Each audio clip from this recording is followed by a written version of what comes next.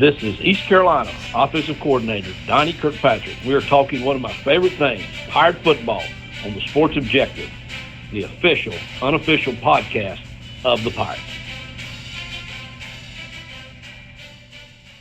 Radio, I'll never forget a couple years ago, he said, if you can't run the football and you can't stop the run, then you're probably not going to win a lot of games. It looks like right now with the running back position, and then we are strengthening that tight end position, that room, looks like you're definitely speaking for the offensive side of things. You guys are going to do even better running the football this year.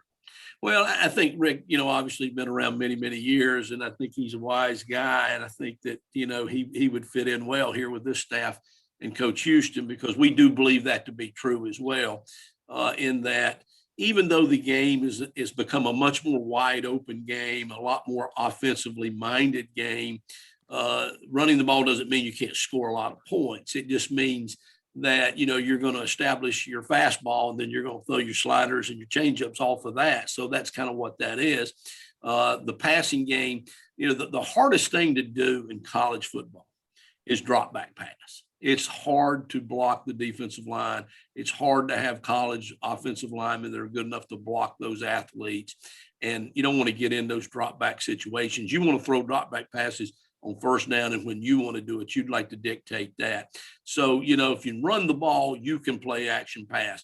That's always been the best way to throw the ball down the field and create big plays, is when you can fake the run and get the defense to suck up, and then you got a chance to get behind them, or even get the ball down the middle in the intermediate deal. So the RPO game's a huge part of that, the run pass option that everybody's talking about. Again, all that's great, but you got to be able to run the ball to do that.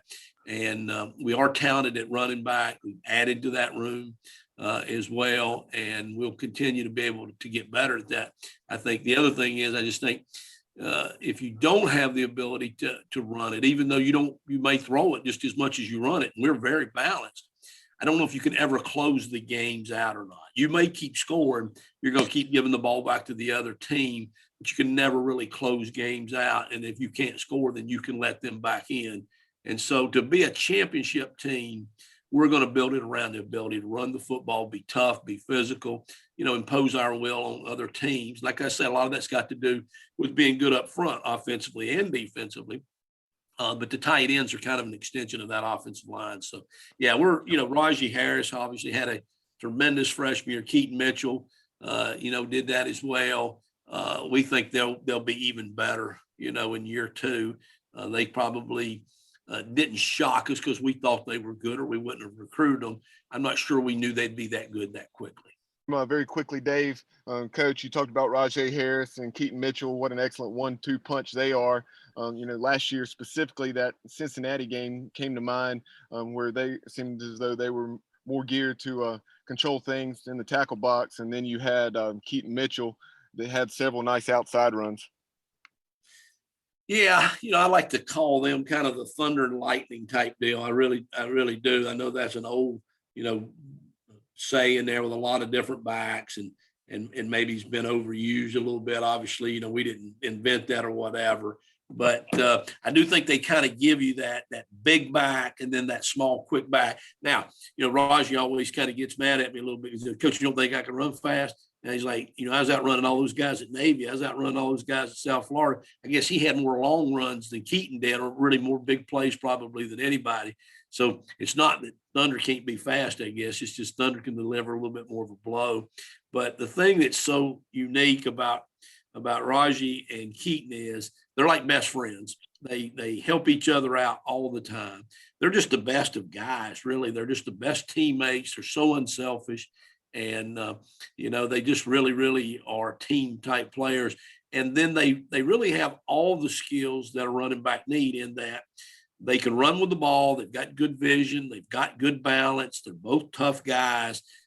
They both can catch the ball out of the backfield. They've both done that for us last year. And they're both very capable blockers. Now, as freshmen, that is not unusual for that to be the biggest thing they've got to improve on. And that's really true this year.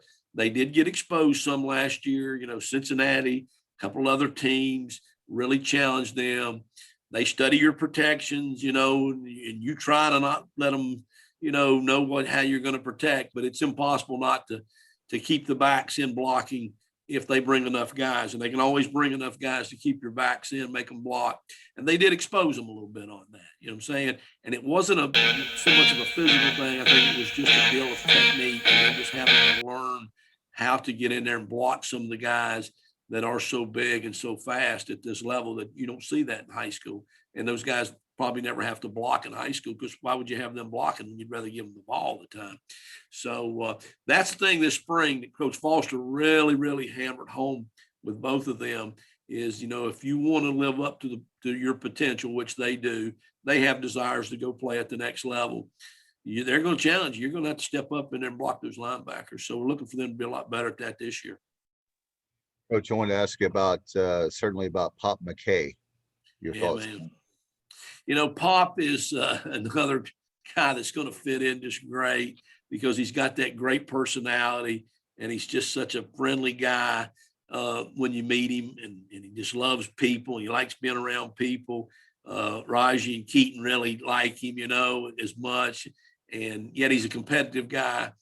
That Pop's a good nickname for him because he got some pop. Now I tell you, he can run, he's tough, he's physical, and you just can't have enough good players. No team does. Alabama doesn't have enough good ones because you're always one play away from somebody getting injured.